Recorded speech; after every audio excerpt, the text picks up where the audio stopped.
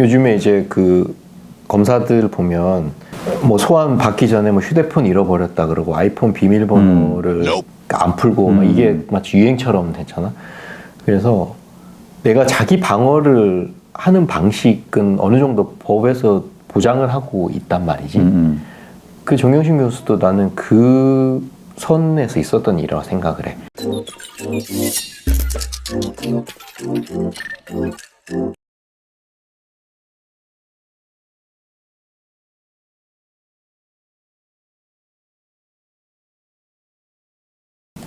네, 안녕하세요. 법무법인 담윤의 나유신 변호사입니다. 오늘은 구독자 여러분들께 책 한 권을 소개해 드리려고 영상을 촬영을 하는데요. 따뜻한 화제의 신간입니다. 11월 30일에 발간을 한 걸로 나오는데 맞죠? 그랬나요? 네. 네. 그렇게 피의자가 된다. 정경심 교수 자산관리인의 이야기라는 제목으로 책이 발간이 됐는데 오늘은 그 저자이신 김경록 작가님, PB님, 네. 네, 네, 김경록 작가님을 모셨습니다. 네, 반갑습니다. 네, 안녕하세요. 네, 저는 김경록이라고 하고요. 지금 그 나 변호사가 따뜻한 신간이라 그랬나? 네. 근데 그렇게 화제의 신간. 네, 화제는 아니고요. 네, 책을 하나 써서 어쨌든 작가라는 명칭을 부여받게 됐고 책 한 권 쓰고 또 작가라고 얘기하고 다니기가 좀 민망하더라고요. 근데 그래도 뭐 책 홍보 겸 이렇게 창원에 와서 이렇게 얘기를 하게 됐습니다. 네, 사실은 이제 저희 김경록 이제 좀 말을 구독자 여러분들께 좀 양해를 구하고 제가 좀 말을 편하게 할게요. 그러니까 사실은 제가 이제 경록이랑은 제가 대학교 때부터 뭐 동기이고 친구이고 같이 학군단을 하면서 열심히 장교의 꿈을 키웠던 친구인데 이번에 이제 책을 출간을 하면서 책도 소개도 하고 또 그동안에 이야기를 물론 이제 책에는 다 많이 써 놓았던데 하고 싶었던 이야기를 좀 편하게 하기를 뭐 그런 자리가 있으면 좋겠다 제가 생각을 해서 이렇게 초대를 하게 됐습니다. 먼 창원까지 와주셔서 감사합니다. 네. 그러면 뭐 간단하게 이번에 출간한 책 그렇게 피의자가 된다. 이 어떤 책인지 한번 간단하게 소개 좀 해주세요. 그 유튜브 보시는 구독자분들 중에서 이제 제가 누구냐고 생각하시는 분들이 많이 계실 것 같은데요. 네, 저는 그 언론에서 나왔던 정경심 교수와 조국 교수 자산을 관리했던 이제 자산관리사고 한국투자증권에서 2년 동안 한국투자증권에서 근무를 했고 최근 2년 동안 그쪽 검찰에서 조사를 받고 저도 이제 증거 은닉 혐의로 이제 재판까지 받아서 대법원 유죄 확정 판결을 받은 사람이고요. 과거 2년 동안 있었던 일들을 뭐 다시 한번 되돌아본다는 의미에서 책을 쓰게 됐고 책이 나온 지 지금 뭐 한 달 반, 2달 정도 된 것 같은데요. 네, 조금 홍보가 더 필요하다는 생각에 이렇게 친구 변호사인 유튜브 채널을 통해서 제 얘기를 조금 해보려고 이렇게 나오게 됐습니다. 그러니까 이게 그 책을 집필하게 된 계기가 이제 뭐 그 2년간의 이야기를 한번 정리한다라고 이야기를 했는데 한번 그 좀 구체적으로 물어보면 여기 책에 보면 이제 그 언론을 통해서 만들어진 그 정경심의 자산관리인이라고 하는 김경록 PB 그 허상이라고 했는데 그럼 좀 그런 허상을 깨부수기 위해서 뭐 아니면 이게 꼭 나한테만 이렇게 일어날 수 있는 일이 아니라 누군가에게도 갑작스럽게 당할 수가 있는 일이니까 그런 어떤 허상을 깨부수기 위해서 뭐 이런 목적들이 좀 있었나요? 이게 제가 목적을 가지고 책을 쓴 건 아니었고요. 사실 한 2년 동안 주변에서 뭐 인터뷰 요청도 많이 있었고 예전에 기자들한테 연락이 올 때는 뭐 하루에 100명이 넘는 사람들한테 연락이 오고 한때 잠시 관심을 가지던 사람들이 많이 있었기 때문에 뭐 몇몇 출판사나 아니면 유튜브 채널에서 제 얘기를 좀 담고 싶다라는 제안들이 들어왔었거든요. 근데 제가 회사를 다니기도 했었고 제가 주업으로 이제 주식 책을 투자를 하는 게 주업이다 보니까 굳이 뭐 책을 쓰면서 그게 제가 크게 뭐 이윤을 남기고 할 수 있는 비즈니스가 아니라는 생각에 다 이제 거절을 했었거든요. 근데 오늘 저기 그 대리님이시죠. 대리님도 저를 보면서 그 말씀을 하셨지만 그 여기 출판사가 이제 다반 출판사라 그래서 1인 출판사거든요. 그렇구나. 네. 이 학교 선배예요. 이분도 9학번 우리 학교 선배인데 이분이 저를 찾아와서 몇 년 전부터 계속 네 억울함을 풀어주겠다 뭐 이런 얘기들을 많이 하셨어요. 근데 저는 억울한 게 없습니다. 네, 그렇게 얘기하고 계속 그냥 넘겼는데 자기가 기록을 한번 하자는 의미에서 제 얘기를 좀 들려달라고 하더라고요. 그래서 한 20시간 정도 녹음을 다 받았어요, 본인이. 그러고는 그거를 한 달 동안 직접 문서로 쳐가지고 그 녹음을 다 듣고 근데 그분이 이때까지 이 정경심 교수와 검찰과 언론에 대해서 팔로우업이 전혀 안 됐던 분이셨어요. 그러면 뭐 기사나 뭐 잘 몰랐던 사람, 무슨 일이 있었는지 그냥 여기 계신 분들하고 비슷하게. 그런데 그분이 제 얘기를 20시간 듣고 본인이 그거를 문서화하면서 다른 유튜브들도 이제 보고 참고를 했을 거 아니에요. 그러면서 자기가 생각을 잘못하고 있었고 현실이 이렇다는 걸 깨달았다고 저한테 고백을 하더라고요. 그게 동기가 됐어요. 내가 얘기를 하는 게 이걸 잘 몰랐던 사람들 아니면 오해를 하고 있었던 사람들이 좀 현실을 다시 보고 꼭 언론에서 나오고 검찰이 얘기했던 게 전부가 아니구나. 정경심 교수는 어쨌든 유죄를 받아서 뭐 지금 감옥에 있지만 모든 게 그걸로 그냥 다 설명이 되는 것만은 아니구나 라는 그런 효용성이 좀 있는 것 같아서 그 형이랑 그럼 책 한번 써봅시다.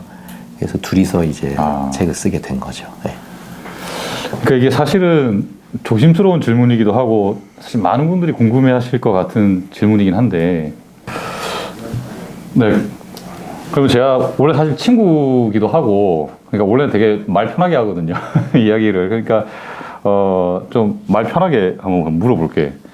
그러니까 이게 19년도 8월 31일 토요일 날 동양대 내려가서 이제 컴퓨터 한 대 이렇게 차에 실었다. 그래 그게 문제가 됐잖아. 그럼 이제 그때 사실 많은 사람들이 궁금해하는 게 정 교수님이 뭐라고 이야기를 했었길래 이렇게 같이 내려가서 뭐 컴퓨터를 이렇게 싣고 올라오게 됐었는지 그러니까 그런 게 좀 궁금한 거지. 그러니까 뭐라고 얘기를 한 거는 없지 사실은. 그냥 집에 있는 학교에 있는 컴퓨터를 서로 들고 와서 보고 싶다. 그게 이제 이유였고 그때까지만 해도 계속 뭐 자료 내고 금융 관련된 것들을 뭐 해명하고 계속 파악하고 하던 상황이어가지고 그냥 동양대는 별로 그렇게 신경 안 쓰고 있었던 상황이어서 그 마지막 날인 8월 31일 날 거기를 내려가게 됐고 사실 동양대에서 그 컴퓨터를 왜 가져와서 뭘 보려고 하는지에 대해서는 굳이 서로 이야기를 나눈 바가 없어. 그냥 그게 다였어. 컴퓨터를 집에서 보고 싶다. 그 내가 느끼기에는 애들 뭐 그때 무슨 입시 관련된 얘기들이 언론에 계속 나올 때였으니까 뭐 입시 관련된 것들을 보려고 하시는 건가 정도로만 인지를 하고 있었고 근데 이게 이제 검찰에서는 이렇게 넘어갈 수가 없거든. 그치. 왜 갔냐 뭐 무슨 의도가 있었냐 그렇게 말을 하려다 보니까 계속 내가 뭔가 설명을 해야지만 그게 조사가 끝나는 상황들이 반복이 되다 보니까 내가 정경심 교수님하고 있었던 얘기에서 직접적인 대화가 아닌 내가 추측해서 뭔가를 계속 설명을 하고 그런 것들이 이제 계속 진술서에 이제 들어가게 됐고 사실은 또 한마디로 정리하라 그러면 그냥 집에 갖다 달라 그래서 그러니까 그게 너 2013년도부터인가? 그러니까 그때 고객으로 고객으로 관리를 하고 있었다고 그랬잖아. 그러니까 그냥 고객이 이제 그런 부탁을 하는 것도 있고, 그러니까 집에 갖다 달라고 하니까. 근데 그걸 가지고 이제 언론에서 많이 얘기를 하는데, 고객이 뭐 그런 부탁을 하면 영주까지 내려가서 차에 실어서 그걸 갖다 주냐. 잘 모르는 사람이 와가지고 갑자기 나 좀 차 좀 태워줘 그러면 잘 안 태워주겠지. 근데 이 8월 달에 장관님으로 임명이 되신다고 할 때부터 계속 그 집에 그 요청하는 자료들을 갖다 줘야 되는 상황이었어. 근데 어떤 일이 있었냐면 주변에 집이 기자들로 완전 둘러싸여가지고 가족들이 정상적으로 생활을 할 수가 없는 거예요. 그러니까 자료를 제출해야 되는데 제출하려면 나와가지고 그걸 받아가지고 어디 내야 될 거 아니야. 정상적으로 생활이 안 돼요. 이게 어느 정도였냐면 그 집이 만약에 뭐 10층이다. 그럼 기자들이 9층 계단에서 밑에 카메라 딱 대고 있고 11층 계단에서 카메라 딱 대고 있고 얼굴 하나 찍으려고 그거 물어보지도 않고 그러니까 들어오고 나가고 할 수 있는 상황이 아닌데 계속 요청하고 뭐 해명하라고 하는 것들은 막 쌓여가니까 그게 대부분 금융 관련된 것들이고 그거를 갖다 주면서 이제 그 사람들의 상황을 보게 된 거지. 그게 연속적으로 되다 보니까 이 가족들이 좀 위험하다?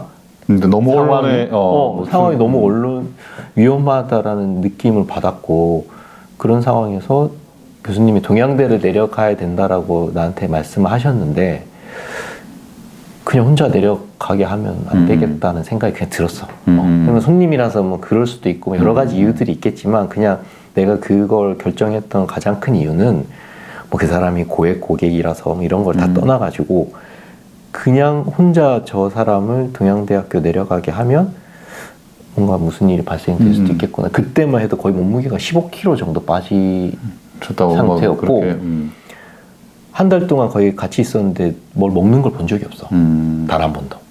본인이 그러니까, 까먹고 있었던 것 같아. 뭘 먹어야 된다는 사실을. 그러니까 교수님을 만나 뵐 때마다 이렇게 뭐 잘 안 드시거나 잘 안 드시는 게 아니라 밥을 먹었던 적이 없다니까. 근데 내가 검찰 조사 받아보니까 느낌이 오더라고.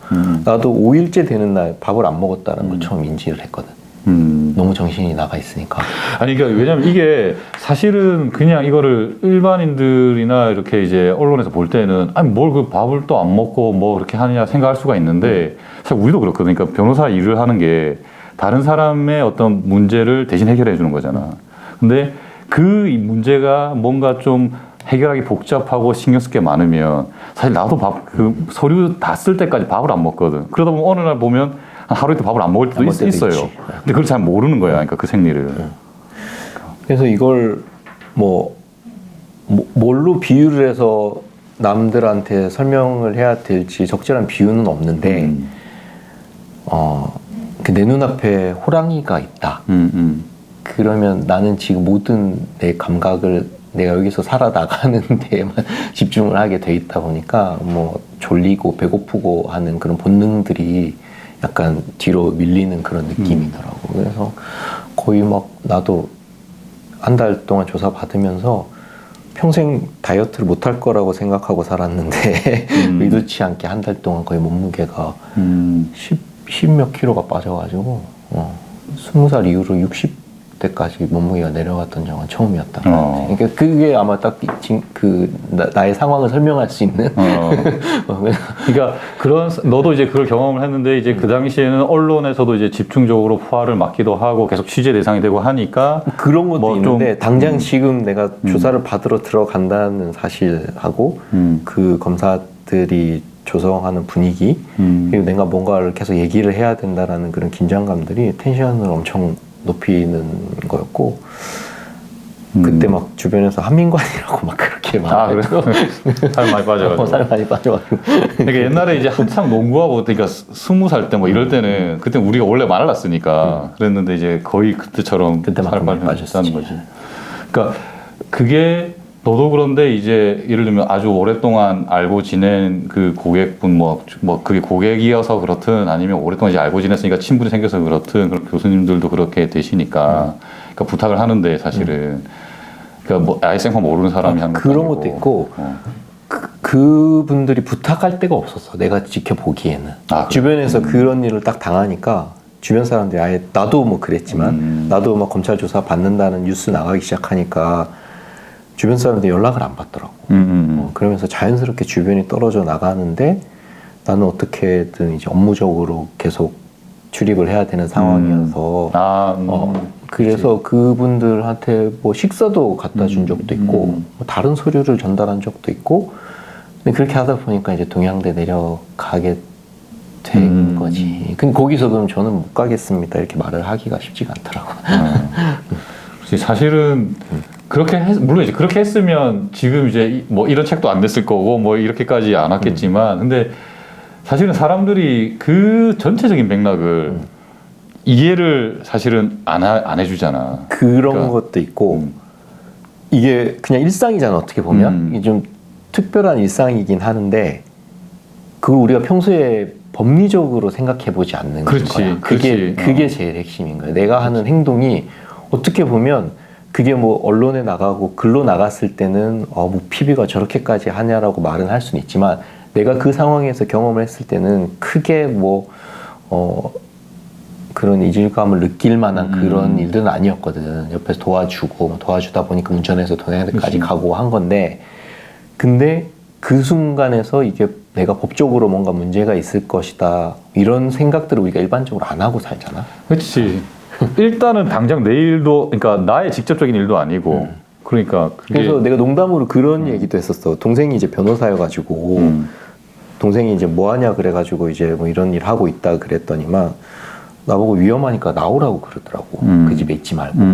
그래서 내가 야 어떻게 여기서 나가냐 이 사람들 고도 가도 못하는데 내가 도와줘야지. 그랬더니 막 형 그거 나중에 문제가 될 수도 있어 나오라 그래가지고 내가 그냥 농담으로 동생한테 뭐 문제돼서 뭐 감옥밖에 더 가겠어? 이렇게 말을 했단 말이야. 그런 얘기를 쉽게 하긴 하잖아. 쉽게 하지 우리가 장난으로 하잖아.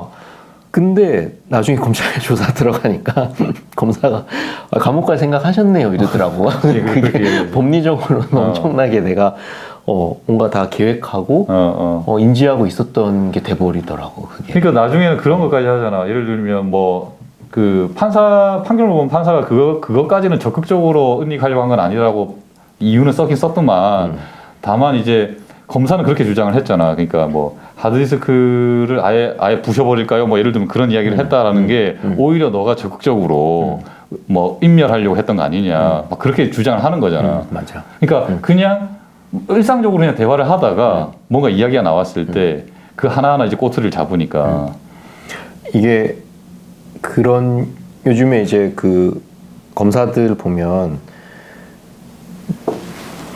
뭐 소환 받기 전에 뭐 휴대폰 잃어버렸다 그러고 아이폰 비밀번호를 막 안 풀고 막 이게 마치 유행처럼 됐잖아.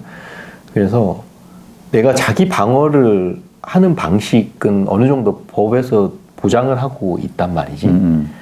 그 정경심 교수도 나는 그 선에서 있었던 일이라고 생각을 해.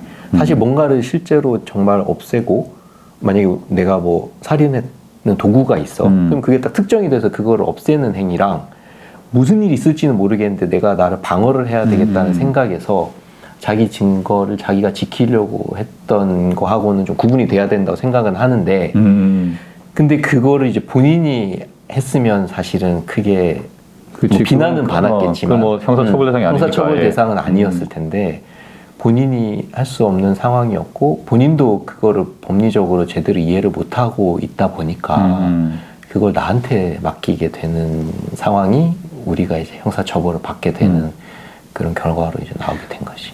그러니까 이제 그 사건을 보면서 나는 이제 변호사로서 좀 의문이었던 거는 물론 이제 내가 기록을 다 본 건 아니니까 뭐 조심스럽긴 한데 이제 뭐였냐면 우리가 이제 증거 인멸 또는 뭐 증거 은닉이라는 죄는 타인의 형사 사건 뭐 또는 징계 사건에 관해서 이제 증거를 이제 은닉 인멸하는 건데 그럼 그 형사 사건이 뭐냐는 거야. 그게 어느 정도까지 특정이 되어야만 되냐는 건데 이제 판결문도 그렇고 검사 공소장도 그렇고 이런 식으로 나와 있거든. 이미 그 당시 여론이 맞아. 뉴스가 이러이러한 혐의를 뭐 사모펀드 혐의라든가 이런 걸로 이제 많이 알려져 보도되어 있었기 때문에 그러니까 그런 것으로 수사를 받을 것이라는 것을 알고 있지 않았느냐 이런 식으로 이제 다 몰아가거든. 그러니까 그 내 재판 증거 기록을 봐도 전체 분량의 절반 이상이 언론 기사들이야. 그러니까 사실 그렇게 복잡하게 재판 기록을 만들 필요가 없잖아. 어떤 행위가 있었고 그 행위를 특정하고 그 특정된 행위를 숨기기 위해서 은닉을 하고 그게 돼야 되는데 검사들도 그 특정 행위를 처음에는 제대로 알지를 못한 거지. 그러니까 이 사람들이 수사를 해야 되는 동기가 국민적 관심이었다라는 거 밖에는 동기로 내세울 만한 게 없는가. 왜냐하면 검사들도 그걸 가지고 판사를 설득하는 그렇지. 작업이니까. 그렇지. 그럼 판사가 뭐 때문에 지금 이 사람 수사를 받게 되고 그 수사에 대한 증거를 은닉한 게 맞냐라는 걸 명확하게 밝혀줘야 되는데 그게 구조적으로 안 되다 보니까 막 신문 기사들만 증거로 거의 절반 이상이 들어가 있더라고. 그렇지. 그러니까 사실은 그게 좀 이례적이긴 하거든. 왜냐하면 우리도 이제 재판을 하다 보면 이러이러한 사실이 있습니다라는 걸 입증하기 위해서 증거로서 언론 기사를 뭐 민사 사건이나 형사 사건에 내는 경우들이 있는데 그게 어떤 결정적인 증거 가치를 가져가지고 인정되는 경우는 좀 드물단 말이야. 맞아. 근데 이 사건에서는 그게 좀 이례적인 것 근데 같아요. 왜 행동을 했냐에 대해서 설명을 해야 되니까 그 왜가 특정 범죄를 딱 특정 짓지를 못하다 보니까 아마 그렇게 한 게 아닐까. 이렇게 국민적 관심과 검찰의 수사가 대대적으로 있었음에도 불구하고 강크게 PC를 들고 옮겼단 말이야. 이렇게 이제 검사들은 그렇지. 그런 논리로 이제 재판을 진행하게 된 거죠. 그러니까 사실은 나는 이제 처음에 이 책을 읽고, 그러니까 책 처음부터 나오는 건데 내가 변호사니까 좀 반성했던 게 뭐냐면 이게 변호사들이 사건을 이제 수임을 할 때 의뢰인들이 찾아서 상담을 하다 보면 처음부터 시작하는 사건인 경우에는 그런 말을 하는 경우가 이제 거의 없는데 간혹 가다가 재판을 받고 있는 도중에 오시거나 아니면 수사를 받고 있는 도중에 오실 때에는 내가 이러면 누구누구 검사한테 수사를 받고 있다. 판사가 누구누구다. 이렇게 말을 하는 경우가 있어요. 근데 간혹 가다가는 진짜 내가 아는 사람이 있을 때가 있거든. 뭐 개인적으로 알 수도 있고 아니면 이 법조계에 있다 보니까 알 수도 있고 근데 별 의미는 없는데 그 판사 내가 아는 사람이에요. 그냥 그 검사 내가 아는 사람이에요 라고 말을 그러니까 나도 그냥 모르겠냐 할 때가 있단 말이야. 그게 어떤 목적이 있어서가 아니라. 근데 내가 이제 책을 보면 처음에 그런 이야기가 나온다잖아요. 뭐 특수부 애들 내가 있을 때 뭐 다 알던 애들이다 뭐 이런 식으로 이야기를 했다라고. 그래서 저렇게 이야기를 하는 것이 사실은 별 생각 없이 하는 말인데도 매우 조심하긴 해야겠구나 생각이 들었거든. 근데 실제로 네가 그 말을 들었을 때는 어떤 느낌을 받았었는지.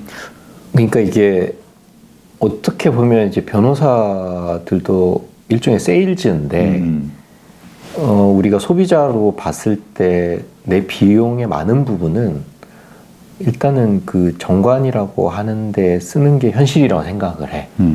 왜냐하면 로펌의 판사 출신, 검사 출신들이 실제로 자기 그 명함을 받고 직책을 받아가지고 일을 하는 게 다 그게 실제로 나중에 재판이나 조사 과정에서 효용성이 있으니까 그렇게 하는 걸 거고 소비자 입장에서도 그게 내 사건에서 나한테 유리하게 작용을 할 거다라고 판단을 하기 때문에 나는 그게 지금 우리 구조로 봤을 때는 당연하다고 생각은 하는데 이 사건 같은 경우는 이제 검찰에 명운이 걸려 있는 상황인데 일반적으로 그렇게 형사 사건을 하듯이 내가 지금 저 검찰에 누구를 알고 이거는 이제 내 변호사를 얘기를 하는 게 아니라 그 정경심 교수 변호사하고 몇 번 미팅을 했었는데 나한테 계속 그런 얘기를 하더라고. 그 특수부에 누구를 안다.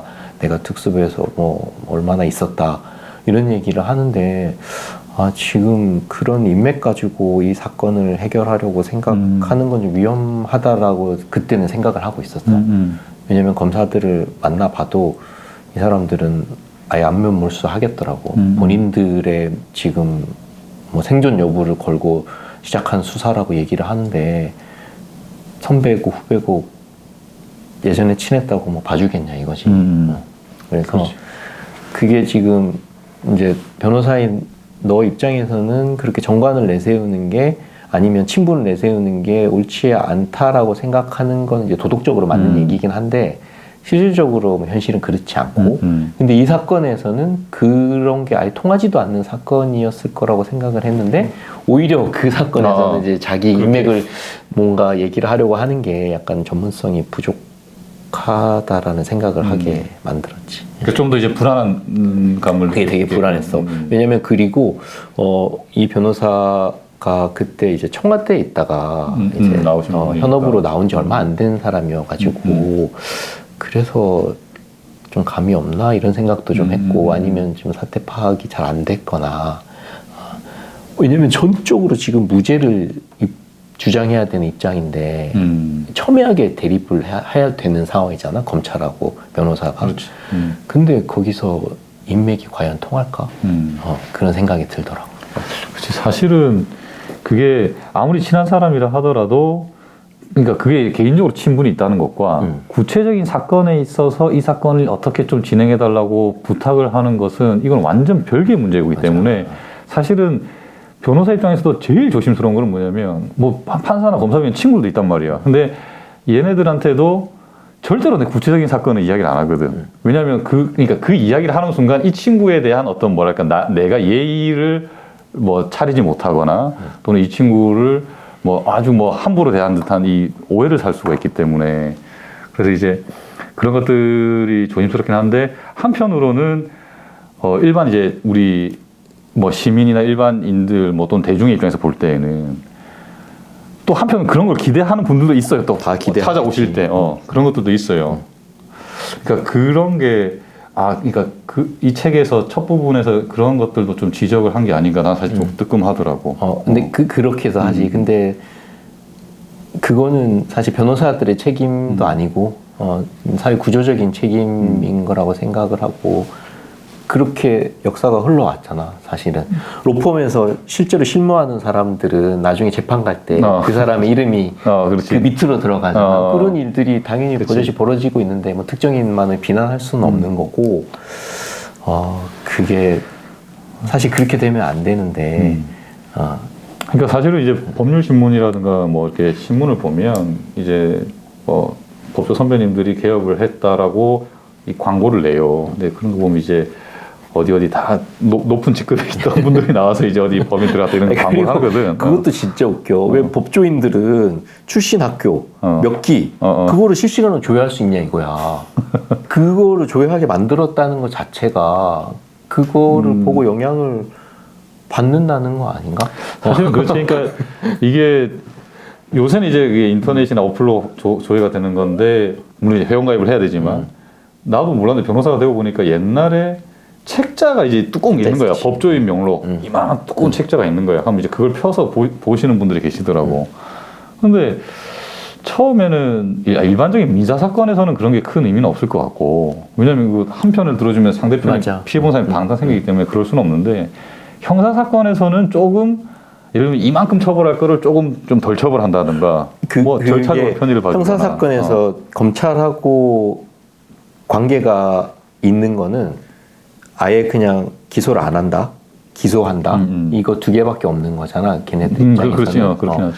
그러면 내가 조사받는 사람 입장에서는 내가 무죄를 주장을 할 것인지 아니면 유죄를 인정을 하면서 감형을 하는 플레이를 할 것인지에 대한 전략이 짜져야 되는데 이 변호사와 검사와의 관계에서 무죄를 주장하는 사람 입장에서는 그 관계가 전혀 작용을 못한 것 같아. 왜냐하면 검사들은 무죄 구형 자체를 할 수가 없잖아. 구조적으로. 보통 안 하지. 그럼 무죄 구형했다고 뭐 징계하고 이러더만. 근데 나처럼 증거은닉을 처음에 인정을 하고 유죄를 인정한 상태에서 조사받는 사람들은 그 검사하고 변호사의 관계가 좀 유용하게 작용을 할 때가 많더라고. 뭐 조사받는 시간도 좀 조절할 수 있고. 뭐 변호사하고 검사하고 앉아서 밥도 먹기도 하고 그 초밥 먹은 이야기도 뭐 초밥도 먹기도 하고 이제 처음에는 이제 조사받을 때 그 김간의 메뉴판을 하나 딱 줘. 식사 때 되면. 그래? 알아서 시켜 먹으라 이거야. 그래? 근데 뭐 6시간, 7시간씩 안 쉬고 조사받았는데 밥이 넘어가냐고. 그래서 뭐 김밥 하나 시켜놓고 뭐 하나 두 개 먹고 그냥 치우다가 관계가 조금 좋아지면 이제 변호사, 뭐 검사 아니면 또 위에 조금 높은 뭐 부장급 검사도 내려와가지고 같이 도시락도 먹고 하면서 자기 뭐 옛날에 기수 때 연수원 때 얘기도 서로 하고 그걸 내 입장에서 봤을 때는 나한테 지금 저런 것들이 또 유리하게 작용하겠구나라고 생각을 할 수밖에 좀 더 뭐 우호적으로 좀 마음의 불안함 좀 덜고 당연하지. 그러니까 사실은 이제 나 이 책 앞부분에 보면 너가 이제 이런 이야기를 하잖아. 그러니까 정말 처음에는 조국 교수가 누군지도 몰랐고 관심도 없었다. 이렇게 썼는데 사실 나는 이걸 읽고 난 다음에 원래 너가 이제 어떤 상황인지 아니까 진짜 이 친구는 진짜 이렇다. 이 말이 맞다. 난 이거 확 와닿았거든. 근데 이제 이게 왜 그러냐면 그 학군단 우리 할 때에도 선배들이 이제 집합을 시켜놓고 하라고 해도 너 이제 너 일 있으면 그냥 갔잖아. 문제가 많았었다. 그리고 이제 진짜 농구 좋아하고 그러니까 그런 거를 아니까 왜냐면 내가 예전에 너가 기억하는지 모르겠는데 그러니까 우리가 이제 학군단에서 이제 학교에서 하는 축구대회를 나가는데 A팀, B팀 두 개를 나눠서 나갔었거든. 그러니까 내가 이제 B팀으로 나가고 체육과 애들이 A팀으로 나가고 할 때 멤버가 부족하니까 그래도 너를 한번 불렀다고. 그래서 너가 왔어. 한 경기를 딱 뛰었어. 그때 내가 엄청 놀랐거든. 농구 아니면 다른 걸 전혀 안 하는데 와서 하니까. 그러니까 물론 이제 그때 학군단 다닐 때 그 강도를 잡기도 한 일도 있긴 있었지만 그 사람들 모르잖아. 그러니까 그런 일도 있었는데 그러니까 진짜 경록이라면 자기 고객은 관심이 있어도 고객 그러니까 조국 교수가 누구고 무슨 문제가 있고 이런 거에 대해서 전혀 진짜 관심이 없었다라는 말이 좀 와닿더라고. 근데 이제 계속 그 이후부터는 마치 뭔가 연관이 있는 것처럼 엮으려고 질문을 많이 했다는 거 아니야. 근데 이게 이제 내 성향이기도 한데 약간 반골 기질도 좀 있고 그리고 막 남들이 막 유명하다고 하는 사람들을 약간 좀 안 좋아하는 성향이 있어. 우리 때 좀 웃긴 얘기긴 한데 서태지와 아이들이 최고 인기였잖아. 그래. 난 너무 싫어했어. 아, 그래? 주변 사람들이 너무 좋아하니까. 좋아했는데? 그리고 농구도 마이클 조던이 너무 싫더라고. 아, 그래? 야, 니는 그 마이클 조던 누굴 그러니까 그 다음에 마이클 조던 때문에 빛을 못 보는 잘하는 선수들. 누가 있노? 피펜. 다른 팀. 다른 팀은 뭐 다른 팀들 좋아했지. 그래서 그래. 근데 조국 교수한테도 그렇게까지 할 건 아니었는데 왜 내가 더 조금 관심을 안 가지게 됐냐면 정경심 교수님 같은 경우는 거의 2000년대 초반부터 한투랑 거래를 하셨었거든요. 그러니까 너 우리 입사하기 전부터. 우리 대학 들어가기 전부터 99년, 98년도 자료도 있더라고. 근데 청문회에서 그런 걸 다 내라 그래. 그러니까 그걸 98년 자료를 어디서 구해? 그래. 그러니까 본사 들어가고 막 그러면서 이제 그 집에 계속 드나들게 된 거고. 그래서 갔는데 정경심 교수가 내 그 모시던 본부장님의 고객이었어. 근데 이 사람이 나한테 처음에 뭐라고 소개를 했냐면 조국 교수의 부인이라고 얘기를 하더라고. 그래서 아니 왜 정경심 교수를 고객도 아닌 남편으로 나를 소개를 하지? 아주 기분이 안 좋은데? 약간 기분이 살짝 안 좋았어. 그래서 나한테 약간 여자를 더 보호해야 된다는 그런 생각도 있고. 아니, 부인이 고객인데 부인 중심으로 얘기를 해야지. 왜 남편을 나한테 남편 보고 잘해주란 얘기야?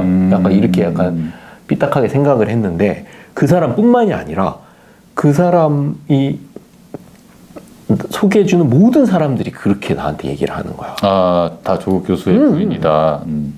그래서 아니 조국 교수가 누군데 나한테 계속 그럼 조국 교수 보고 잘해주란 얘기란 건지 못해주란 얘기란 건지 그래서 조금 그거에 대해서 내가 오히려 더 별로 신경을 안 썼는데 그게 정경심 교수하고 내가 가깝게 지내면서 정경심 교수의 흩어졌던 모든 금융자산들이 한국투자증권인 나한테로 들어올 수 있게 된 동기가 된 거야. 처음에는 금액이 많지가 않았어. 이게 소액만 한투에서 거래를 하고 계셨고 그러니까 사람을 그런 식으로 다 보는 사람들이 정경심 교수면 정경심 교수님으로 나한테 소개를 해주고 그냥 얘기를 해주면 되지. 누구의 부인 이런 형태로 생각을 하고 결국에는 그 누구를 보고 관리를 하고 있었다는 거잖아. 그래서 나는 오히려 정경심 교수님하고만 관계에 집중을 하다 보니까 나를 좀 더 신뢰하고 그렇게 된 게 아닌가. 교수님 입장에서도 그러니까 한투에서뿐만이 아니고 많은 사람들을 만났을 때 교수님 입장에서 봤을 때 나를 다 조국의 아내라고 그거는 사실은 모르겠는 정경심 교수님이 어떻게 생각하셨는지 모르겠는데 내가 느끼기에는 한투 내에서도 여러 직원들이 그렇게 나를 정경심 교수를 소개를 하고 정경심 교수님하고 만나고 왔다 그러면 조국 교수님도 있었냐고 이런 식으로 막 묻고 막 그런 주변 분위기. 그러니까 정작 너는 그게 누군지를 모르는데 누군지 알긴 했는데 그렇게까지 그러니까 언론에 나오긴 내가 하니까 좋아하는 사람이 아니잖아. 근데 왜 똑똑하고 잘생기고 뭐 이렇게 내가 좋아하는 사람이 아닌데 나한테 그렇게 얘기를 하는 건 그러니까 그래서 이제 이게 좀 궁금했던 건데 그러니까 사실 책을 읽어보면 그러니까 조사를 처음 받기 시작하면서부터 이제 재판 가기 전까지의 수사 기간은 사실 얼마가 안 되잖아. 한 달 정도 되나? 근데 이제 그 이야기가 시간 순서대로 하나 서사가 나오고 있고, 그 다음에 챕터별로 옛날 이야기 또는 너가 들어서 알고 있던 이야기들을 정리하는 거. 예를 들면 뭐 동양대 최성해 총장이 예전에 뭐 이런 이야기를 했었다라는 거를 뭐 들은 적이 있다라든가 뭐 이런 식으로 그렇게 이중적으로 구성을 했던 다른 뭐 어떤 뭐 의도라든가 기획 이런 게 있을까? 지금 정경심 교수나 조국 교수님이 기소가 된 사건들은 내가 사실관계에 대해서는 아는 게 전혀 없어. 청와대에서 조국 교수님이 뭘 했는지 내가 알 수가 없잖아. 그리고 뭐 애들 입시 관련돼서는 내가 알기도 전에 있었던 사건이기 때문에 유일하게 내가 알 수 있는 건 그 사모펀드에 투자됐던 과정, 그리고 그 증거를 내가 은닉을 했는데 그걸 교사한 사람이 조국 교수다라고 기소한 사건 정도만 내가 인지를 하고 있지, 나머지 사건들은 내가 전혀 모르는 거지. 근데 2013년부터 그 가족들하고 친하게 지내고, 조국 교수님이 워낙 바빠서 뭐 자주 보지는 못했지만 3-4번 정도 직접 만난 적도 있고, 그리고 간접적으로 이제 있었던 일화들을 바탕으로 해봤을 때는 내가 이 사람들이 이렇게 기억을 하고 있다. 지금 기소된 거와 별개로. 지금 사람들은 이 기소된 걸 가지고 이 사람들을 판단을 할 거 아니야. 그치? 그러면서 나온 뉴스를 가지고 이제 경험적 사실 바탕으로 조국과 정경심에 대해서 각자가 다 판단을 하는 거라면, 나는 이제 과거에 있었던 사건들을 가지고 이 사람들이 기억하고 있는데, 그 이랬던 사람들이 이런 걸로 기소가 된다는 게 약간 의아한 것들이 있지. 뭐 예를 들어서 이런 것도 있어. 그 조국 교수님이, 이건 내가 이제 예전에 다른 유튜브에서 얘기를 했었는데 책에서도 얘기했고, 그 조국 교수 아들이 대학교를 입학을 하거든. 근데 얘는 고등학교 때부터 나랑 되게 친하게 지냈었어. 개인적으로. 그래서 내가 실제로 집에서도 이제 남동생들이 많고 하니까 이제 동생들 후배들을 잘 챙기는데, 얘가 대학에 입학을 했다 그래서 그게 이제 뿌듯해가지고 시계를 하나 선물했단 말이야. 그래, 책에 이야기 나오더라. 근데 조국 교수가 엄마를 고객으로 모시고 있는 사람이 너랑 아무리 개인적으로 친하다 하더라도 그 사람한테 시계를 받아오는 게 맞는지 한번 생각을 해보라고 이렇게 얘기를 한 거야. 갓 20살 때 나한테. 그러니까 얘가 그거에 대해서 명확하게 뭐 같이 판단 내릴 수는 없겠지만 받아서는 안 된다라고 얘기를 한 거라는 정도는 걔가 인지를 할 수 있잖아. 그래가지고 이걸 나한테 다시 돌려줘야 되는데 나한테 또 말을 하기 미안한 거야. 그래서 며칠을 막 그걸 붙잡고 있다가 나한테 그거를 이제 고민이 된다면서 물어본 거지. 그래서 내가 그 시계를 줘야 되는 이유를 설명을 해야 되는, 선물을 하는 사람이 이게 진짜 그냥 나는 동생으로서 챙겨준 건데 교수님 그렇게 생각하시면 저는 진짜 섭섭합니다라고 말을 해서 선물을 해야 될 정도 상황이 됐었단 말이야. 나는 그 기억을 다 가지고 있는데 그런 사람이 딸이 대학교 들어갔는데 장학금을 청탁을 했대. 언론 기사에서. 검찰이 그걸로 막 기소를 한대. 그러면 아들은 그렇게 키우고 딸은 그렇게 키우고 그럴 수도 있지. 근데 내가 경험적 사실로는 그렇다라고 이제 얘기를 하는 거고. 그러니까 그게 이제 결국엔 이제 언론에 보도가 되어 나오는 모습과 실제 모습이 다르다는 거를, 그러니까 뭐라고 해야 될까, 이게 그러니까 경록이 너가 경험을 했던 이런 사람이라면 실제로 이런 혐의라든가 언론에 보도되어 나오는 것들이 사실과 많이 다르다. 그러니까 오해가 있다라는 것을 좀 이야기를 하고 싶었던 것도 그렇게까지 내가 생각할 건 아니고, 사실 그 이후에 있었던 일들은 내가 알지 못하니까, 그리고 내가 굳이 그 사람들을 위해서 변명을 해줄 필요는 없으니까. 근데 문제가 뭐냐면 내가 조사받는 그 1달, 2달 동안 내가 했다라고 하는 얘기를 통해 가지고 그 사람들을 그렇게 만든 거잖아. 언론이나 기사를 통해서. 근데 내 입장에서는 이게 마치 내가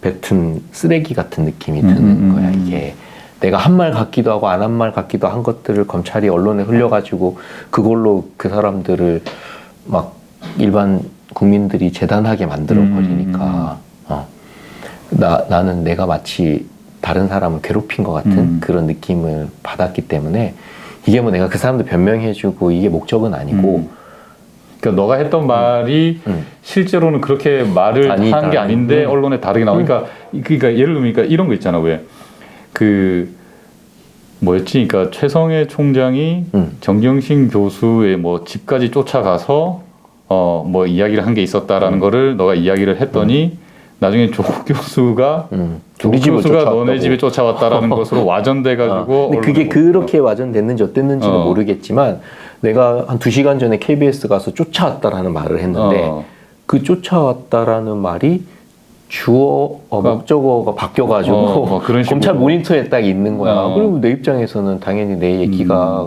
언론에서 검찰로 흘러 들어갔겠구나라고 생각할 수밖에 없었고 한 달 내내 그렇게 막 뭔가 과장된 기사를 써가면서 언론 플레이를 했기 때문에 당연히 내 입장에서는 그렇게 의심할 수밖에 없었지. 그러니까 이제 그런 것들이 있으니까 이 책에서는 그때 이제 너가 실제로 어떤 이야기들을 이제 했던 건지 또는 이제 예전부터 알고 있었던 내용이 뭐였는지를 이렇게 좀 챕터가 들어있어요. 만약에 어느 정도 막 띄엄띄엄 이 사건을 인지하고 있는 사람이면 나보고 약간 정신분열 있다고 얘기할 수도 있어. 동생도 그랬다며. 동생도 형 도대체 뭐. 근데 나는 언론에 인터뷰를 단 한 번도 한 적이 없고 그 사람들을 신뢰하지도 않고 하루에 막 문자 많이 올 때는 막 몇백 개씩 문자가 와. 그리고 내 억울함을 풀어주겠다라고 자필로 편지를 써가지고. 아 그래? 그때 막 언론에 내 이름이 많이 나올 때는 기자들이 그렇게까지 막 정성스럽게 나한테 내 인터뷰를 따려고 했는데 이미 그때 내가 한 말도 아닌 말도 인해서 언론에 막 그렇게 막 뿌려져 나가는 걸 보면서 내가 직접 어떤 언론사 얘기를 한들 그게 제대로 나갈 수 있을까? 그런 거에 대해서 이미 쟤네들은 믿을 만한 사람이 아니구나. 자기네들의 생각을 관철시키려고 나를 이용하는 것밖에 안 되겠구나라는 생각이 들었지. 그거는 그러니까 나도 이제 그걸 비슷한 경험을 한 적이 있는데 그러니까 나도 예를 들면 뭐 변호사를 하다 보면 어디에서 어떤 사건이 나오면 이 사건에 대해서 법적으로 좀 설명해 달라고 인터뷰를 할 때가 있거든. 근데 내가 판결문 같은 걸 예를 들면 분석을 해서 뭐 이야기를 한다. 근데 그러면 그게 그 언론사에서는 원하는 답이 아닌 거야. 그럴 수도 있지. 그러면 약간 이제 그 나간 거가 매우 짧게만 나가거나 아니면 이제 안 나가거나 뭐 이런 식으로 하는 건 있더라고. 그래서 내가 물어봤지. 그러니까 이제 그 뭐 방송에서 이제 작가가 나한테 그런 이야기를 하더라고. 그러니까 그런 뉘앙스로 이야기를 하는 거지. 자기들이 이야기를 하고 싶은 방향은 있지만 그걸 자기들 입으로 이야기할 수는 없으니 그러니까 나같이 예를 들면 뭐 변호사면 변호사 뭐 그 분야에 해당된 전문가들의 입을 빌려서 이야기를 하는 형태는 될 수밖에 없다. 그런 이야기는 하더라고. 그게 나는 어떻게 보면 실력이라고 생각을 해. 그렇게 완전히 뭐 편향돼서 자기들만의 그런 논리를 막 얘기를 하려고 대놓고 하지는 못하잖아.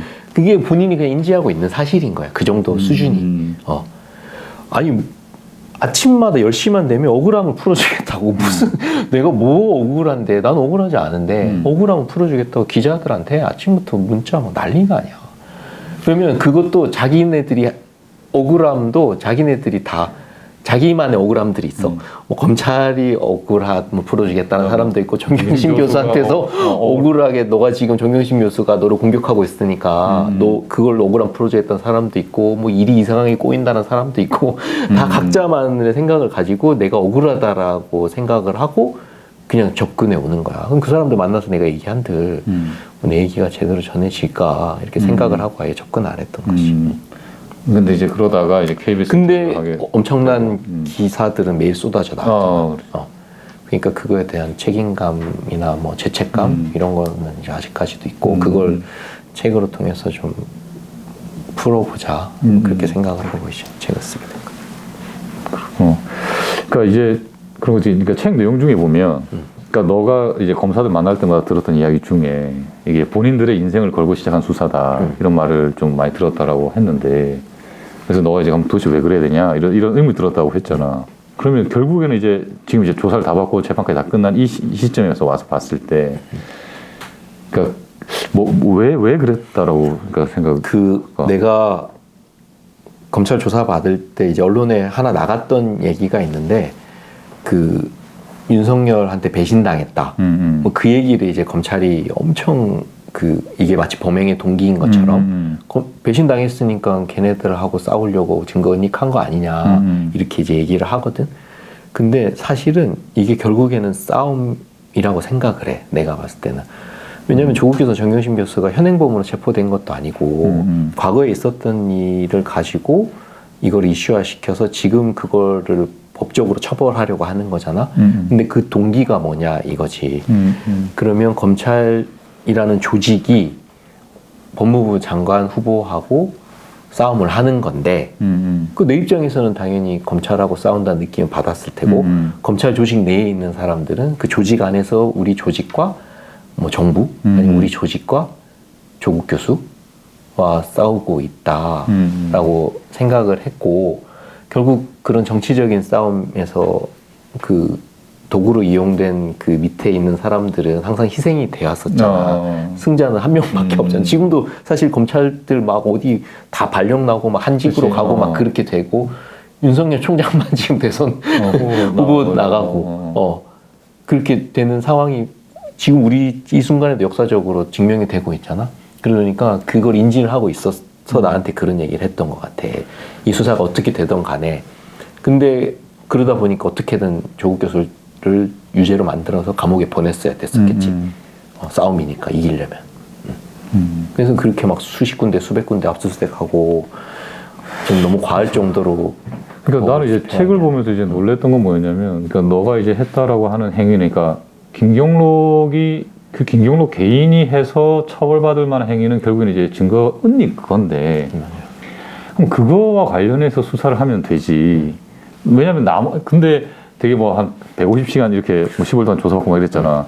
근데 그게 이제 거기서 내가 이해가 안 됐던 부분은 뭐냐면 참고인으로 그렇게 많이 부른다라는 것은 이 참고인이 다른 피의 사건, 그러니까 이 사건은 예를 들면 뭐 정경심 교수의 피의 사건, 뭐 조국 교수의 피의 사건에서 중요한 목격자거나 뭐 직접 뭐 경험을 했거나 이런 사람이기 때문에 참고인으로 부르는 게 아니라, 그러니까 예를 들면 뭐 10년치 통화 내역, 뭐 거래 내역, 그거를 다 자기들 객관적 자료를 받아 가지고 왔음에도 불구하고 또 불렀다는 거잖아. 맞아.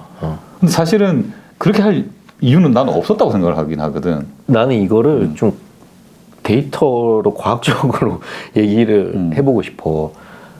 내가 무슨 간첩도 아니고 사람을 증거 은닉한 유죄를 인정한 사람을 뭐 16번, 17번 뭐 100몇 시간씩 잡아놨던 과거 사례가 있는지 내가 무슨 정치범이나 간첩이면 그렇게 조사를 뭐 받겠지만 사실 난 조국 교수에 대해서 아는 거 얘기하라 그러면 30분도 안 걸려. 별로 아는 게 없어. 근데 그런 사람을 증거은닉의 피의자라고 해서 불러서 앉혀 세워놓고 그 사람 입을 통해서 이제 다른 사람이 얘기를 계속 하라고 하니까. 그러니까 증거은닉 이야기는 거의 안 했던 거잖아. 증거은닉도 증거은닉 교사범에 대한 얘기를 하라고 그러니까 하는 너의 증거은닉에 대해서 이야기를 하는 내 증거은닉은 거의 2번 만에 다 조사 끝났어. 왜냐면 내가 유죄를 인정했기 때문에. 그리고 다 증거 갖다 줬잖아.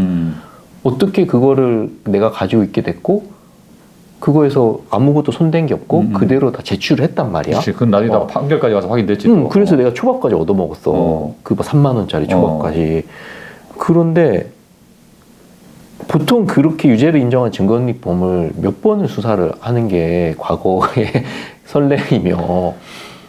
그러니까 이제 책 보면 이제 그런 내용이 나오는데 결국에는 뭐 이런 걸 물어봤을까 싶은데 그게 언론 기사화가 돼서 나오는 것들이잖아. 예를 들면 정경심 교수의 동생이 뭐 대출을 받는 것과 관련해 가지고 너도 기억을 못 하고 있던 건데 자료가 있으니까 나오는데 그게 사실은 사모펀드 혐의랑 관련 있는 것도 아니고. 그러니까 도대체 이거를 왜 물어보는지 몰랐다라고 했는데 그게 언론에 기사화돼서 나와서 범죄 혐의인 듯이 막 언론 그 기사가 가족이 범죄 집단인 것처럼 연기를 피운다라는 표현을 썼던데. 근데 내가 말한 말은 맞잖아. 어쨌든 그치, 동생에 대해서 물으면 대답을 했잖아. 근데 그게 그렇게 쓰이게끔 내가 막을 수도 없고. 근데 그 다음 날은 막 기자들한테 이런 말 하신 적 있냐면서 막 이제 연락이 오는데 껌껌이 내가 다 대응을 할 수도 없고.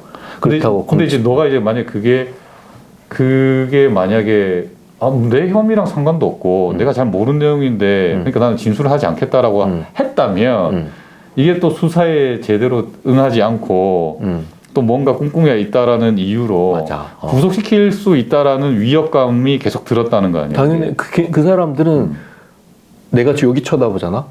그거 이유까지도 물어봐. 갑자기 이렇게 있다가 여기 쳐다보시면 지금 뭐 다른 생각하시는 거. 그러면 동생에 대해서 물어봤어. 내가 그거에 대해 대답을 안 하면 뭐라고 생각하겠어?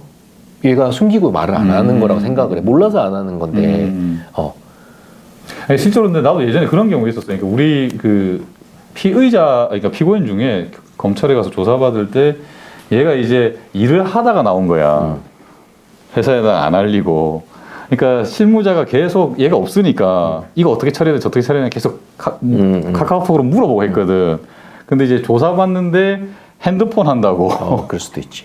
그게 이제 무슨 대단한 이제 불량한 혐의가 있는 것처럼 그래가지고 이제 구형을 할 때 구형 이후에 형량을 이렇게 잡은 이유 중에 그 이야기를 하더라고 공판검사. 그래서 내가 좀 이제 어이가 없고 좀 해가지고 판사님한테 얘기했으면 그랬던 건 아니고 그때 이제 나와서 이렇게 하는데 그렇다고 해서 핸드폰 꺼놓고 하면 안 되지 않느냐 이렇게 내가 변론하기도 한 적은 있긴 있었는데 그러니까 그런 식으로 위협이 좀 그러니까 그게 이제 법 위반이라거나 이게 뭐 잘못된 수사 방법이라고 하는 건 아니지만 어쨌든 위협감이 느껴지니까. 맞아. 근데 당연히 검사들은 모든 걸 의심을 해야 되는 사람이 맞지.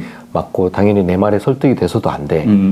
근데 그게 내 얘기만 하는 거라면 나는 그 정도는 인정을 하겠다라고 생각을 하지만 남의 얘기를 지금 계속 그런 식의 긴장감을 유지한 채로 하게끔 하는 게 그리고 남의 얘기를 정성스럽게 안 하는 거에 대해서 마치 피의자로서의 내 신분을 망각하고 있다는 걸 계속 이렇게 나한테 주지를 시켜주면서 어쨌든 그 조사는 참고인 조사인데. 참고인 조사지. 근데 나는 조사가 어떤 게 참고인 조사고 어떤 게 피의자 조사인지 구분이 전혀 안 돼. 그냥 뭐 태도 불량하면 피의자 신분이신데 본인 사건 생각하시라고 이런 식이야. 본인은 그거 조사하는 검사도 아니면서. 이제 부가 달랐지, 그러니까. 부가 달랐지. 그러니까 너가 하면 증거은닉을 그러니까 그걸 조사했던 거는 그게 2부라고 하는 곳이었고 그걸 이제 내가 알 수는 없잖아. 거기도 다 뭐 호시를 하고 이런 것들로 그렇지. 돼 있으니까. 어쨌든 근데 총 뭐 검사는 달랐다는 여러 거. 검사들을 만났지. 그래서 그런 적도 있었어. 조사가 하나 잡혀 있는데 다른 조사를 또 받아오라 그러고 또 받으러 오라 그러고 연속해서 3개 검사들이 들어오라고 한 적도 있었어. 그래서 근데 내 입장에서는 그냥 검찰이 들어오라고 하는 거잖아. 근데 아까 전에 들어오라고 하시고 또 들어오라고 하냐고. 자기가 언제 들어오라고 그랬냐. 그러니까 자기는 좀 근데 그거는 있을 수 있을 것 같다. 네, 그래서 내가 그래서 좀 그 교통 정리 하시고 연락하라고 내가 이제 그렇게 얘기는 한 적은 있지. 그걸 하고 이제 사실은 이제 어느 정도 이제 우리가 좀 정리를 해보면 사실 사건이 이제 다 마무리가 되고 난 다음에 그런 이야기를 우리 했었잖아. 그러니까 그동안에 이제 명백하게 허위인 게 명백한 뉴스나 허위인 게 명백한 뭐 유튜브 방송이라든가 이런 거 체증 다 해가지고 막 고소하자마자 그런 거 이야기했었는데 결국은 이제 그거를 지금 안 했잖아. 그럼 또 안 한 거에는 뭐 특별한 또 이유가 있을까? 일단은 그게 이제 우리가 요즘에 인터넷으로 이제 활발하게 소통을 하다 보니까 사이버 범죄 수사 거기에다가 이제 신고를 해야 되는 거더라고. 근데 그렇게 하려면 그 기사를 내가 확인을 해가지고 어떤 부분이 명예훼손인지에 대해서 내가 스스로 정리를 해가지고 이제 경찰서에 제출을 해야 되는데 그 과정이 일단 좀 번거롭고 그 내용들을 다시 찾는 것 자체도 봐서는 뭐 기분이 안 좋지. 그리고 막상 조사 받을 때는 검찰하고 긴장 관계가 너무 심하다 보니까 그 수많은 언론 기사들하고 댓글들을 보는 게 그렇게 별로 힘들진 않더라. 생각보다. 근데 주변 사람들 되게 힘들어했지. 그렇지. 내 동생 같은 경우는 형, 그 정영심 교수랑 형 둘이서 뭐 미럴 여행 갔다는데 이런 기사까지 놔도 돼. 이 주변 사람들이 힘들어해.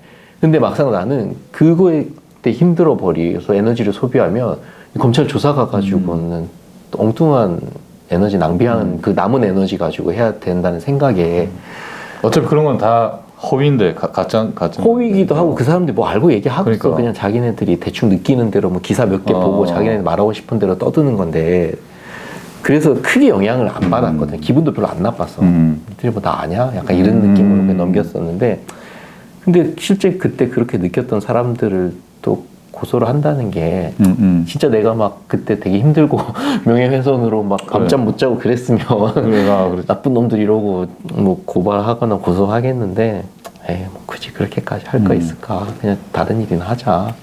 그렇게 해서 그냥 넘기게 된 거지.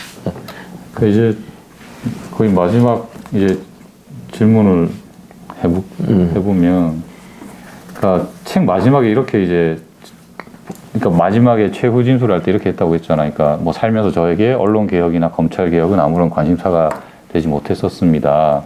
근데 이제 직접 수개월간 경험해본 지금 이 순간에는 그게 왜 필요한지 이제 알겠다. 그렇게 이야기를 했다고 했는데, 야, 근데 일단 첫 번째 궁금했던 거는 그 이야기를 하려고 할 때 좀 약간 무섭지 않았냐? 그 전에. 아, 근데, 그렇게 말을 안 하면 다시는 말할 기회가 없을 것 같아서. 근데 그 얘기 하고 나서 변호사한테 엄청 혼났거든? 쓸데없는 소리 왜 하냐고. 그래. 네 재판에서 네 변론하라는데 뭐하러 검찰하고 언론 얘기 하냐고. 그리고 내가 그 얘기를 하는데 검사들이 이제 이 분위기가 되게 좋았어. 1심까지는. 왜냐면 처음에는 기소를 아예 안 한다 그랬었거든. 기소를 안 한다 그랬다가 어쩔 수 없이 이제 기소를 해서 나까지 재판으로 넘어간 그래, 거야. 교사범은 기소가 되는데 본범이 기소 안 되니까. 본범이 기소 안 돼서 정경심 교수 재판부에서 본범부터 재판하라고 하는 바람에 그때 검사가 우리 변호사한테 전화해가지고 기소하게 돼서 미안하다라고 전화할 정도로 그렇게 돼서 기소가 됐어. 그래서 1심에서 얘네들 구형할 때 되게 이상한 얘기를 해. 뭐라고?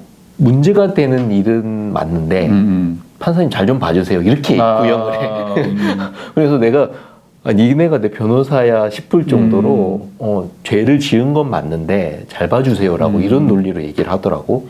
그래서 구형을 뉘앙스잖아. 결국 이게 똑같은 10개월을 얘기를 하더라도 진짜 나쁜 놈이다. 징역 보낼 건 아니다. 뭐 이런 거지. 10개월을 하고 좀 그래도 선처란 얘기를 했어. 검사들이 내 얘기를 하면서 그런 분위기였는데 내가 거기다 대놓고 이제 검사들은 언론하고 검사들은 진짜 내가 경험해보니까 정말 개혁이 필요하다라고 해서 함축적으로 얘기를 했거든. 원래는 적어온 게 되게 많았었는데 말을 못하겠더라고 거기서는. 근데 이제 검사들이 재판 다 끝났다고 생각해가지고 뭐 이렇게 정리를 하다가 내 그 얘기를 듣고 저 새끼가 그러더라고. 그 표정이 진짜 그 표정을 봤어 그러면? 봤지. 욕까지 했어. 내가 지금 방송이어가지고 욕을 못하는데 입모양으로 이렇게 하더라고. 그러니까 걔네들은 그런 비난 왜냐면 한 달이 뭐야 1년 내내 나 그렇게 막 잡아다 놓고 써먹었잖아. 그렇게 했으면 내 재판에서 내가 내 혐의에 대해 잘 봐달라 말을 해야 될 중요한 시기에 그 정도 말도 못할 정도로 얘네들은 그 인간관계가 이런 사람들인가 싶을 정도로 첫 번째 그걸 하나 느꼈고, 그리고 딱 재판 끝나고 나왔는데 언론사 기자들이 그래 엄청 따라했죠. 따라오면서 질문이 뭐냐면 그래. 진짜 너무 유치한 게 개혁돼야 되는 언론사 어딘지 얘기를 하는 거야. 그래가지고 내가 그 서가지고 다 쭉 이렇게 훑어봤어. 뭐 손가락으로 너 이렇게 하고 싶었는데 이것도 너무 좀 미안해서 하나도 확인 안 하고 그렇게 막 기사를 적어댔던 여기 있는 모든 사람들의 얘기를 하는 거다. 그러니까 내가 재판에서 그 얘기를 하지. 근데 검사들은 지들 얘기한다고 그래가지고 감정이 확 상했고, 언론은 자기네들 얘기한지도 모르고 나한테 와서 언론사 진실 밝혀주세요 뭐 이렇게 뭐 눈치 없이 막 그렇게 하는 모습이 내가 보기에는 되게 좀 뭐라 그래 해학적이라 그래야 되나 되게 웃겼어 상황이. 그래서 조금 말을 잘했구나 내가. 많이 느꼈던 점들을 이렇게 내 재판에서 말을 할 수 있어서 정말 다행이다. 뭐 그렇게 해서 뭐 벌금 나올 거 집행유예 나왔다 이렇게 말하는 사람도 있고 뭐 판사 누가 우리 변호사한테 그런 얘기도 했었대. 쓸데없는 소리 왜 하냐고. 그런 얘기도 그러니까 하고 사실은 그랬는데 내가 너를 변호했다 해도 뭐라고는 했을 거야. 야, 혹시 말라고. 그래, 말라고 그래. 근데 그렇지 않고서는 내가 뭐 어디 언론사에서 얘기를 하는 것도 사실은 내 재판 다 끝났다고 비겁하게 막 나와서 막 떠드는 것도 좀 그렇게 양심이 좀 찔리고 그래가지고 그런 상황에서 얘기를 하는 게 뭔가 진심이 좀 전해지지 않을까. 그래서 그렇게 하게 된 거지 뭐. 근데 이거는 되게 그 개혁이란 얘기에도 포커스를 맞추지만 어쨌든 내가 2년 동안 언론이나 검찰, 조국, 정경심이라고 하는 큰 네 부류의 조직과 사람을 만났잖아. 그러면서 이게 생각이 바뀔 수도 있는 거였어. 어떤 식으로? 진짜 검찰 대단하다. 얘네들은 대단한 사람이다. 아, 조국 교수 진짜 나쁜 사람이다. 이렇게 될 수도 있었던 거야. 그렇잖아. 정말 권력에 맞서서 이렇게까지 조사할 수는 그렇게 있는 진짜 나쁜 사람들이었을 수도 있는 거고 내가 몰랐을 뿐이지만 그리고 내 이익에 반해 봤을 때도 조국 정경심 교수 때문에 나는 유죄가 됐고 검찰한테 잘 보였으면 오히려 나는 회사 잘 다니고 잘할 수도 있었거든. 그래서 내 이익으로 놓고 봤을 때도 검찰에 대해서 좋은 얘기를 하는 게 나한테도 유리하고 그랬을 상황이야. 근데 그럼에도 불구하고 2년 동안 경험해본 답이 이거라는 거는 실제로 거기가 정말로 엉망이더라. 검사들, 그 조직과 언론이 정말 엉망이라서 이건 내 경험적 사실로 얘기를 하는 거지. 그러니까 그게 어떤 검사 개개인의 문제라고 보는 것이 아니라 너도 책에 썼지만 결국에는 그 조직 속에서의 한 명, 그러니까 그 구성원으로서의 그 검사, 그러니까 내가 내 개인의 생각이 있어도 조직에서의 방향이 있으면 그거는 깡그리 무시하고 이제 그대로 따라가야 되는 거니까 맞아. 그런 문제들이 있지. 내 말에 설득된 사람들도 있었을 거야. 그리고 아, 조국 교수가 죄가 없는 건가라고 생각한 검사들도 있었을 거라고. 근데 그런 것들이 다 조사된 기록으로 한 곳으로 모일 거 아니야? 그 모인 걸 보는 사람들은 전체적인 그림이 옳은지 그른지에 대해서 어느 정도 인지를 하고 있겠지. 근데 그거를 조사하는 하나의 주체들은 사실은 같이 판단을 하라고 말하는 것도 우리가 뭐 회사 다니면서 회사 윗선 보고 막 대놓고 얘기하는 사람 어디 있냐? 아무도 없잖아. 그래. 맞아. 근데 그걸 전체를 아우르는 사람들은 이게 옳은지 그른지에 대한 판단을 하고 있을 거란 말이지. 그래서 그 조직 논리에 빠져버리면 정말 그 조직이 우리 일상을 무너뜨리고 거대하고 좀 불합리한 권력이 될 수도 있겠구나 라는 걸 2년 전에는 전혀 인지하지 못했어. 근데 2년 동안 경험을 해보고 나는 그런 걸 느끼게 된 거라. 근데 그래서. 반대가 됐을 수도 있었다라고 내가 말하고 싶은 건 그거야. 그러니까 만약에 마지막에 이렇게 변론하지 않고 정말 이 검찰이 권력에 맞서서 용기 있게 조사하는 모습을 조사하고 저 권력자들 나쁜 사람입니다라고 말할 수도 있었어. 근데 내가 억지로 지어낸 게 아니거든. 그렇지. 경험을 해보니까 그렇더라고. 맞아. 그래요. 그래요. 그 뭐 마지막으로 이 구독자분들이라든가 또는 뭐 이 영상을 시청하실 분들한테 꼭 뭐 하고 싶은 이야기가 있다면 일단 뭐 제가 책 홍보하러 나온 거니까 책이 좀 잘 팔렸으면 좋겠고 여기가 이제 제 친구가 이제 변호사로서 일을 하면서 유튜브 채널을 하는 목적이 결국에는 뭔가 내 일하고 연관돼서 이것도 하나의 뭐 홍보가 될 수도 있는 거고 한데 그게 결국 양질의 컨텐츠들이 많이 올라가면 당연히 많은 사람들이 효용성을 느끼고 이 채널을 찾아줄 테고 그래서 그런 컨텐츠들을 앞으로도 좀 계속 꾸준히 만들어서 했으면 좋겠다라는 생각에 사실은 아무 데도 안 나가려고 그랬었거든. 그러니까 그리고 다 지난 마당에 근데 그래서 같이 한번 얘기를 해보는 게 좋지 않을까 그렇게 해서 막 그 진영 논리에 빠져가지고 버프를 받으면서 성장한 유튜브들이나 법조인들도 되게 많아. 그렇지. 구독자들 맞아. 막뭐 유리한 막 최근에 봤던 것들 정경심 교수 무죄 막 제목 그렇게 뽑아가지고 막 내는 사람들도 많아. 대법원에서 무죄 났다고 해외에서 연락이 오더라고. 아 그래? 정경심 교수 무죄 났냐고. 그렇지. 근데 그게 그냥 별풍선 받으려고 하는 게 아니잖아. 이게 사람들 보는 사람들한테 실용적이고 유용성이 있으려고 하는 건데 그런 컨텐츠들을 이제 계속 만들기 위해서 노력을 하시면 그게 실제로 본인이 하는 본업에도 크게 도움이 될 거다. 저는 그런 플랫폼과 컨텐츠의 힘에 대해서 맹신을 하고 있는 사람이니까 원래 되게 주식도 잘하잖아. 잘하는 건 아니고 주식 이제 제 본업이니까 예, 그게 지금 사회의 핵심이거든요. 결국에는 좋은 컨텐츠가 사람을 그치. 모이는 플랫폼을 만드는 가장 중요한 경쟁력이니까 그런 영상들 앞으로도 좀 많이 올려줬으면 좋겠습니다. 네. 아, 네. 알겠습니다. 명심하고 열심히 하겠습니다. 명심할 건 아니고 그냥 참고로. 네, 뭐, 오늘 긴 시간 이렇게 사실 좀 어려울 수도 있는데, 저희 채널 이렇게 나와서 해주신 이제, 김경록, 이제 뭐라고 불러야 되냐? 김경록 씨라고 하는 거지. 뭐 네. 그거 아니고.